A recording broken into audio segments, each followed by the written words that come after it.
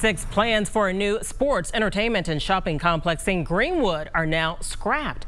That's according to Mayor Mark Myers. The Sportsplex, which would have been along I-65, was proposed last year. It would have been located right off the interstate at County Line Road. Other separate projects were also proposed for the site, including a Cabela's sporting goods store that also fell through. The Sportsplex would have included ice rinks, turf field, basketball courts, a hotel, and space for shops. Exactly why the $40 million plan fell through is still not clear tonight.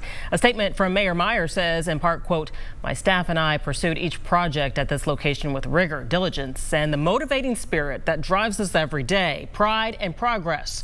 With that said, it is time to move forward, roll up our sleeves, and get back to work." The Sportsplex was announced with the owners of the Indy Fuel hockey team and took 2 plans to get as far as it did. The chairman of the Fuel, Jim Hallett, wrote in a statement, quote, "After switching initial sites and months of negotiations with the incentives that we were going to get at the second site and the cost of construction financially, the model simply did not work for us."